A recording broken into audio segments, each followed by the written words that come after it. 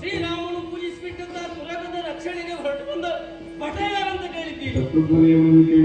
ನಾನೇ ಸರಿ. ಹೊರಟು ಬಂದ ಕಾರ್ಯಕಾರಣ ಕೇಳಿರಿ ಕೇಳಿರಿ. ಯಾರಲ್ಲಿ?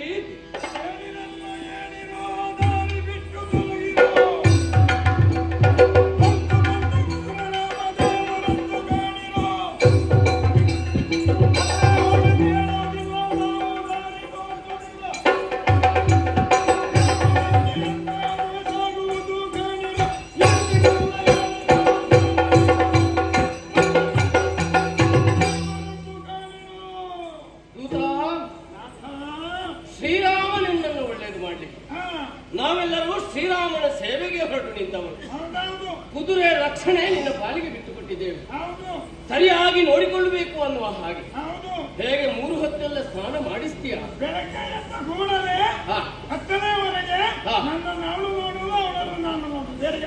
ಇಬ್ಬರೇ ಇರುವುದಲ್ವಾ? ಸ್ನಾನ ಮಾಡಿಸ್ತೀಯಾ? ಬೆಳಗ್ಗೆ ಎದ್ದ ಕೂಡ ಚೆನ್ನಾಗಿ ತಣ್ಣೀರಿನಲ್ಲಿ ಸ್ನಾನ ಮಾಡಿಸಿ ಒಂದಿಷ್ಟು ಪನ್ನೀರು ಮೈ ಮೇಲೆ ಚಿಮುಕಿಸಿ ಬಿಟ್ಟೆ. ಹೌದೇನಾ? ನಾನು ಹೇಳಿದ್ದೇನೆ ನಮ್ಮ ಕುದುರೆಯನ್ನು ಪನ್ನೀರಲ್ಲಿ ಸ್ನಾನ ಮಾಡಿಸಬೇಕೆಂಬುದಾಗಿ.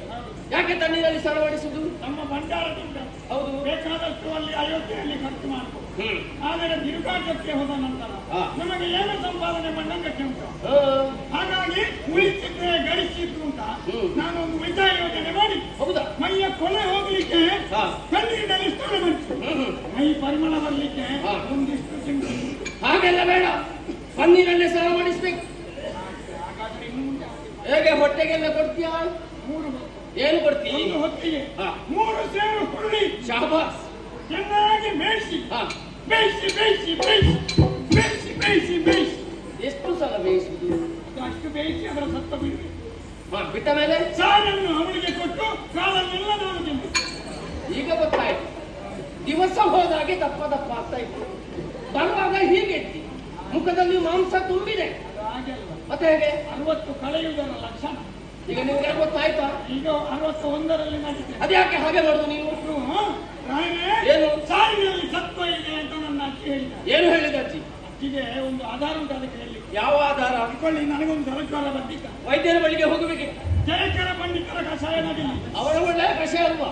ಅದು ನನ್ನ ಮಾಡಲಿ ಏನು ಪ್ರಯೋಜನ.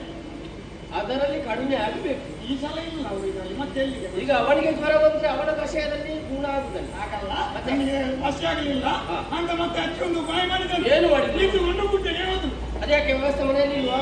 ಹಾಗೆಲ್ಲ ಮತ್ತೆ ಗಿಡಮೂಲಿಕೆಗಳನ್ನೆಲ್ಲ ಆಯ್ದು ತಂದು ಅದನ್ನು ಚೆನ್ನಾಗಿ ಚಚ್ಚಿ ಚಚ್ಚಿ ಚಚ್ಚಿ ಚಚ್ಚಿ ನನ್ನ ನೆಚ್ಚಿ ಚಚ್ಚಿ ಚಚ್ಚಿ ಚಚ್ಚಿ ಚಚ್ಚಿ. ನಿನ್ನ ಅಜ್ಜಿಯನ್ನು ಎಷ್ಟು ಸಲ ಚಚ್ಚಿ? ಅಜ್ಜಿಯನ್ನು ಚಚ್ಚಿದರೆ ಪ್ರಾಣ. ಮತ್ತೆ ನೀನು ಹೇಳ್ತಿ ಸಣ್ಣ ಅಕ್ಕಿ ಗಿಡಮೂಲಿಕೆಗಳನ್ನು ಚಚ್ಚಿ ಚೂರ್ಣ ಆಗ್ಲಿಕ್ಕೆ ಅದನ್ನೊಂದು ಪಾತ್ರೆಯಲ್ಲಿ ಹಾಕಿ 9 ಕುಡಿಕೆ ನೀರು ಹಾಕಿ ಒಲೆಯ ಮೇಲಿಟ್ಟು ಚೆನ್ನಾಗಿ ಕುದಿಸಿ ಕುದಿಸಿ ಕುದಿಸಿ ಕುದಿಸಿ ಕುದಿಸಿ ಕುದಿಸಿ ಕುದಿಸಿ ಕುದಿಸಿ ಕುದಿಸಿ ಕುದಿಸಿ. ಎಷ್ಟು ಸಲ ಪುಣ್ಯಾತ್ಮ, ಅದು ಒಂದೇ ಅಲ್ವೇ ನಾವು ಕುದಿಸುವುದು? ಸತ್ವ ಬಿಡಬೇಕಲ್ಲ, ಅಷ್ಟು ಕುದಿಬೇಕು. ಕುದಿಬೇಕು. 9 ಕುಡಿಕೆಯಿಂದ 1 ಕುಡಿಕೆಗೆ ಇಳಿಬೇಕು. ಆ ನಂತರ ಕಷಾಯ ಒಂದು ಇಷ್ಟೇ ನನಗೆ ಕೊಟ್ಟ ಕೂಡಲೇ ಪಾಠ ಅದಕ್ಕೆ ಸಾರಿನಲ್ಲಿ ಸತ್ವ ಇದೆ ಅಂತ ಅಜ್ಜಿ ಹೇಳಿದ ಮಾತಿನ ಆಧಾರದ ಮೇಲೆ ನಾನು ಸಾರನ್ನ ಅವಳಿಗೆ ಕೊಟ್ಟು ಕಾಲನ್ನು ಮನೆಯಲ್ಲೆಲ್ಲ ಹಿರಿಯರು ಬೇಕಂತ ಇದಕ್ಕೆ ಹೇಳುದು ನೋಡು. ಆ ವಿಷಯ ಇರ್ಲಿ. ಆಭರಣ ತೊಡಿಸಿದ್ಯಾ? ಎಲ್ಲಿ ಕಾಣುವುದಿಲ್ಲಲ್ಲ. ಕಾಣ್ತದ ಒಂದು ಇಷ್ಟು ದೊಡ್ಡಕ್ಕೆ ನಿನಗೆ ಅಡಿಯಲ್ಲಿ ಗಂಟು ಕಟ್ಟುವುದಕ್ಕೆ ಕೊಟ್ಟದ ನೀನು? ಅದಕ್ಕೆ ಕೆಳಗಡೆ ಕಟ್ಟಿದ್ದು ನೀನು. ಎಷ್ಟೋ ಬೆಲೆ ಬಾಳುವ ಆಭರಣಗಳು ನಮ್ಮದು. ಅದು ಹಾಗೆ ನಮ್ಮದು. ನಮ್ಮ ಕುದುರೆ ಬೇರೆ ಬೇರೆ ದೇಶಗಳಿಗೆ ಹೋಗುವಾಗ ಎಲ್ಲ ಕಡೆಯಲ್ಲಿ ಒಳ್ಳೆಯವರು ಇರ್ತಾರೆ. ಅದು ಹೇಳಲಿಕ್ಕೆ ಆಗುದಿಲ್ಲ. ಕೆಲವು ಕಡೆಯಲ್ಲಿ ಎಷ್ಟು ಜನ ಕಳ್ಳರು ಇರ್ತಾರೆ, ಎಷ್ಟು ಜನ ಕಾಕರು ಇರ್ತಾರೆ. ಅದ್ಯಾವ ಕಾಕರು? ಕಳ್ಳರು ರಾತ್ರಿ ಬರುವವರು, ಕಾಕರು ಹಗಲೇ ಬರುವವರು, ಮಧ್ಯರಾತ್ರಿ ಬರುವುದು, ನೋಡಿಕೊಂಡು ಹೋಗುದು. ರಾತ್ರಿ ರಾತ್ರಿ ಬರುದು. ಹಗಲು ಬರುವವರು ಇಂಥವರ ಕಣ್ಣಿಗೆ ಈ ಆಭರಣ ಬಿಟ್ಟರೆ ಅವರೆಲ್ಲ ದೋಚಿ ಬಿಟ್ಟರೆ ನಿಮ್ಮ ಜೊತೆಯಲ್ಲಿ ಇರುವುದು ನಾನಿರುವಾಗ ಯಾರಿಗೂ ಭಯಗೊಳ್ಳಬೇಕಾದ ಅವಶ್ಯಕತೆ ಇಲ್ಲ. ನಮ್ಮ ಕುದುರೆ ಅಂಗಾಂಗದಲ್ಲಿ ಭಂಗಾರ ಮಾಡಬೇಕು. ಎಲ್ಲ ಅಂಗಾಂಗ ಕಟ್ಟಬೇಕು. ದೂತ, ನೀವು ಹೇಗೆ ಕಲಿಸಿದ್ದೆ ಭಾಷೆ ಎಲ್ಲ ನೋಡೊಮ್ಮೆ ಕರಿ. ಲಕ್ಷ್ಮೀ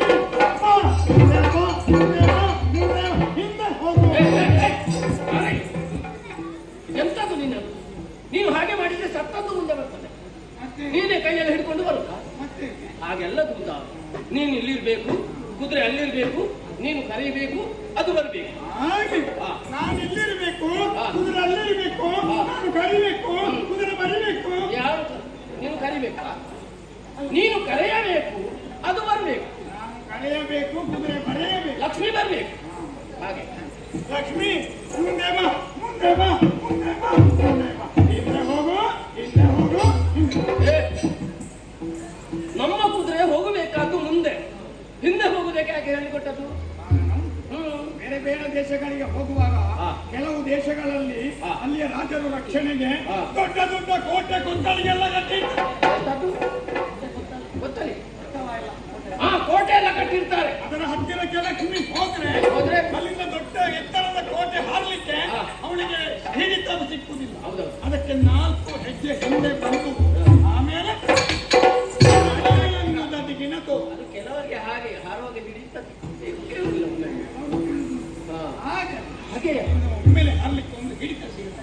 ಈಗ ಭಾಷೆ ಕಲಿಸಿದ್ಯಾ? ಕಲಿಸಿದ್ರು. ಯಾವುದೆಲ್ಲ ಭಾಷೆ? ಎಷ್ಟು ಭಾಷೆ ಇಲ್ಲ. ಲಕ್ಷ್ಮಿ ಅಂಗಿವರ್ ಅಂಗಿವರ್ ಅಂಗಿವರ್ ಮಾಸ ಮಾಸ ಮಾಸ ಮಾಸ ಪಕ್ಷಿ ಮಾಸ. ಬರುವಾಗ ಸರಿ ಹಾಕಿಕೊಳ್ಬೇಕದನ್ನು. ಏನು ಹೊರೆ ಹಾಕಿದ? ಅನ್ನಪ್ಪ ಇಲ್ಲ, ಆದ್ರೂ ನಾನು ಸರಿ ಮಾಡಿ ನಾನು ತೆಗೆದುಹಾಕೊಂಡು ಬರ್ತೀನಿ. ಮತ್ತೆ ನೀನು ಆ ಕೊನೆಗೆ ಒಂದು ಹೇಳಿದೆ ಅಲ್ವಾ, ಯಾವ ವಿರೋಧಿಗೂ ಬರಬಾರ್ದು ಅಂತ ಹೇಳಿ.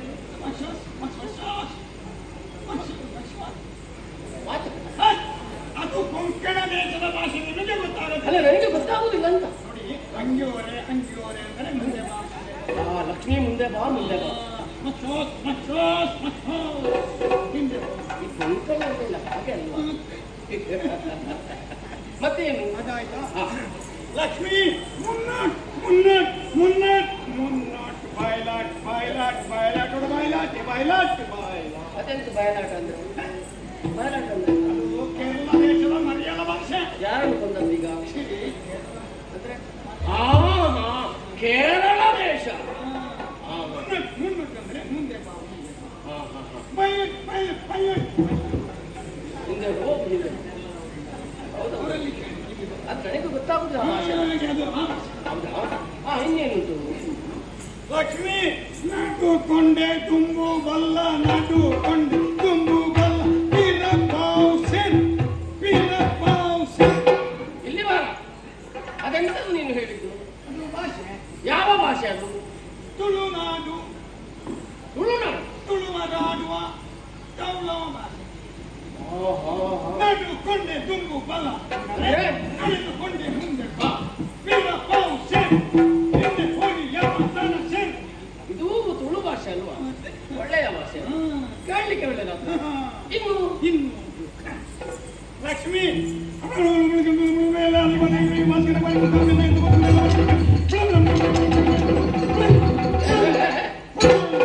ಇಲ್ಲಿ ಬಾ. ಹೊರಡುವಾಗಲೇ ನಾನು ಹೇಳಿದ್ದೇನೆ, ನೀನು ಆರೋಗ್ಯ ಉಳಿಸಬೇಕು ಅಂತ. ತಣ್ಣೀರು ಕುಡಿಯಬೇಡ, ಅಲ್ಲಿ ಬಿಸಿ ನೀರು ಮಾಡಿಟ್ಟಿದ್ದಾರೆ, ಅದನ್ನು ಕುಡಿಬೇಕಂತ ಹೇಳಿದಲ್ವ? ಬೇಕಾದ್ರೆ ಬಂದಿದ್ದರ ಹತ್ರ ನಾನು ಕುಡಿಗೆ ತೆಕ್ಕೊಂಡು ಮತ್ತೆ ಗುಳುಗುಳು ಗುಳಿ ಅಂತ ಎಂತದು ನೀನು? ಹೊಟ್ಟೆಗಾಗದೆ ಗುಳುಗುಳಲ್ಲ, ಮತ್ತೆ ಅದು ಭಾಷೆ. ಪ್ರಪಂಚದಲ್ಲಿರುವ ಎಲ್ಲಾ ಭಾಷೆಗಳನ್ನು ಒಟ್ಟು ಮಾಡಿ ಅದನ್ನು ಚೆನ್ನಾಗಿ ಹರಿದು ನೀರು ಮಾಡಿ ಅರ್ಧ ಅವಳಿಗೆ ಕೊಟ್ಟು ಅರ್ಧ ನಾನು ಕೊಟ್ಟು. ಅದ್ಯಾಕೆ ನೀವು ಇಬ್ಬರೊಳಗೆ ಸುಧಾರಿಸಿಕೊಂಡದ್ದು? ಬೇರೆ ಬೇರೆ ದೇಶಗಳಿಗೆ ಹೋಗುವಾಗ ಅಲ್ಲೆಲ್ಲ ಮೋಸಕ್ಕೆ ಸಿಲುಕಿ ನಮ್ಮ ಲಕ್ಷ್ಮಿಯಲ್ಲಿ ಸಿಲುಕಿಕೊಂಡರೆ ಯಾರಿಗೂ ಗೊತ್ತಿಲ್ಲದ ಹಾಗೆ ಈ ಭಾಷೆ ಪ್ರಯೋಗ ಮಾಡಿದ್ರೆ ಪಾರಾಗಿ ಬರುವುದಕ್ಕೆ ಲಕ್ಷ್ಮಿಗೆ ಮತ್ತೆ ನನಗೇ ಗೊತ್ತಿರುವ ರಹಸ್ಯ ಭಾಷೆ, ಗುಪ್ತ ಭಾಷೆ. ಅಲ್ಲೇ ಒಳ್ಳೆಯ ವಿಷಯ ಉಂಟು ನಿನ್ನಲ್ಲಿ. ಆಯ್ತಾ? ಇದು ಆಯ್ತಾ? ಹೌದಾ? ಇನ್ನು ಮುಖ ನೋಡುವಾಗಲೇ ನನಗೆ ಗೊತ್ತಾಗಿದೆ, ತಲೆಗೆಲ್ಲ ಕೈ ಹಾಕಿಕೊಂಡು. ಈಗ ಇದು ಬರೀಲಿಕ್ಕಿಲ್ಲ, ಇದು ಸುಮ್ಮನೆ ಕೊಡುದು, ಸುಮ್ಮನೆ. ಆಯ್ತಾ? ಲೆಕ್ಕಕ್ಕಿಲ್ಲ, ನೀನು ಅವರಲ್ಲಿ ಹೇಳ್ಬೇಡ, ಇದು ನನ್ನ ಲೆಕ್ಕದ. ಕಟ್ಟಿಡ್ಕೊ ಸುಮ್ಮನೆ, ಸುಮ್ಮನೆ ಸಂತೋಷ ಪಡಿ. ಸುಮ್ಮನೆ ಸುಮ್ಮನೆ ಎಂತ ನೀನು ಇಲ್ಲಿ ಬಿಟ್ಟಲ್ಲ? ಸುಮ್ಮನೆ ಸುಮ್ಮನೆ ಅಂದ್ರೆ ಏನು? ಸುಮ್ಮನೆ ಕೊಟ್ಟಲ್ಲ. ಅವರು ಕೊಟ್ಟಲ್ಲ ಭಂಡಾರಿ. ಯಾವ ಭಂಡಾರಿ? ಭಂಡಾರಿ ನಮ್ಮ ಸಂಖ್ಯೆಯಲ್ಲಿ ಇಲ್ಲವಾ? ನಿಮಗೆ ನಾನು ಕೊಡ್ಬೇಕು. ನೀವು ಒಂದೇ ಊರ ಗೊತ್ತಾಯ್ತಲ್ಲ? ಬೇಕಾದಾಗ ಕರೆಸಿಕೊಡ್ತೀನಿ. ನಮ್ಮವರೇ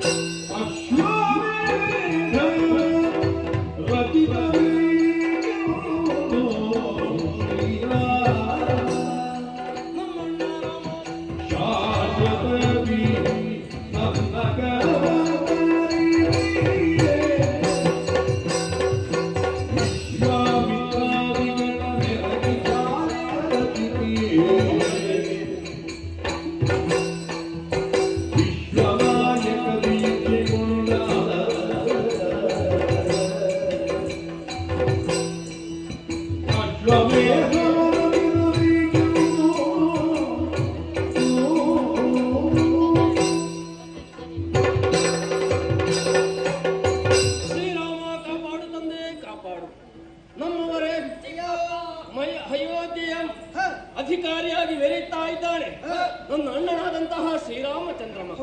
ಪ್ರಜೆಗಳಿಗೆ ಯಾವ ರೀತಿಯ ಕೊರತೆ ಬರದ ಹಾಗೆ ಒಳ್ಳೆಯ ರೀತಿಯಲ್ಲಿ ಆಡಳಿತ ಮಾಡುತ್ತಾ ಇದ್ದಾನೆ. ಎಲ್ಲರೂ ಕೂಡ ಕ್ಷೇಮದಲ್ಲಿ ದಿನಗಳೆಯುತ್ತಾ ಇದ್ದಾರೆ. ಆದರೂ ಅಣ್ಣನ ಮನಸ್ಸಿಗೆ ಶಾಂತಿಯೇ ಇಲ್ಲ. ಏನು ಅಂತ ಕೇಳಿದಾಗ ಅಣ್ಣ ಹೇಳಿದ್ದು ಒಂದೇ, ರಾವಣಾದಿ ಅಸುರರನ್ನು ಕೊಂದಂತಹ ಬ್ರಹ್ಮಹತ್ಯೆ ದೋಷ ನನಗೆ ಬಂದಿದ್ದು ಅನ್ನುವ ಹಾಗೆ.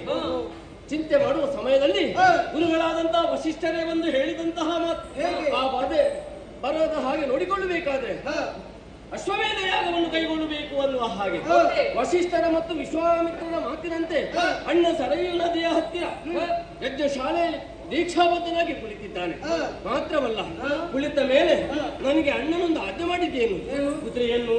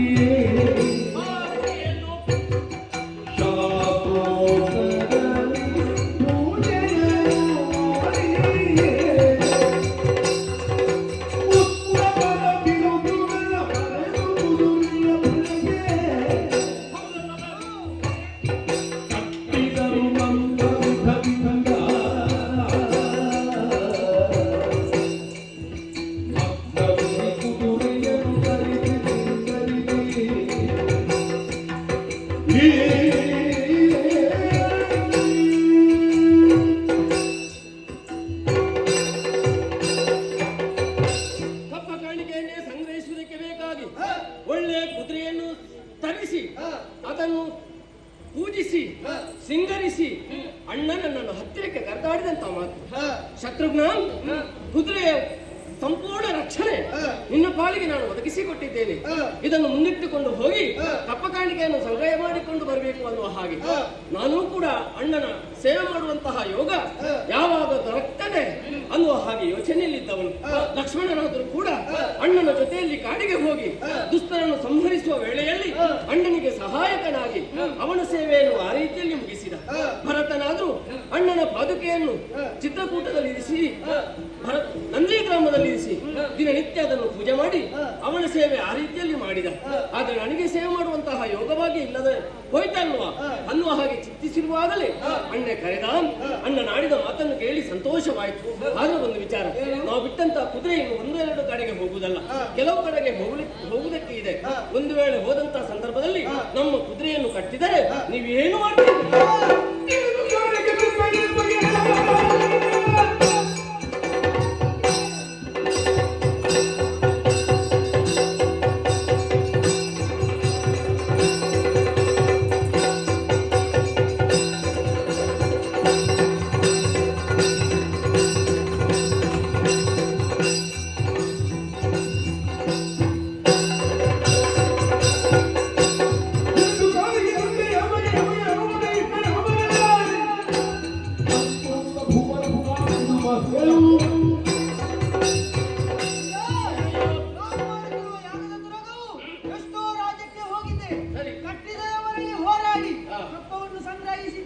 ಇನ್ನು ಯಾರಾದರೂ ಕಟ್ಟಿ ಹಾಕಿದರೆ ನಾವಿದ್ದೇವೆ.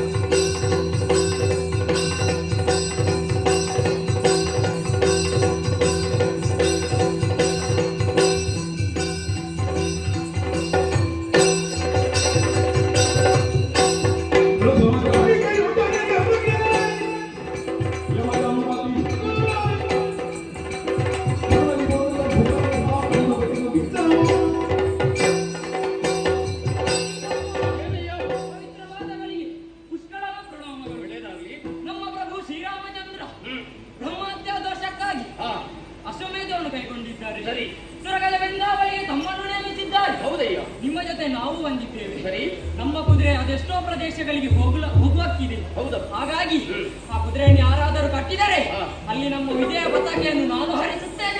ನಿಮ್ಮ ಮೇಲನ್ನು ಕೇಳಿದಾಗ ಮನಸ್ಸಿಗೆ ಬಹಳಷ್ಟು ಆನಂದವಾಯಿತು. ತಡ ಮಾಡುವುದಲ್ಲ,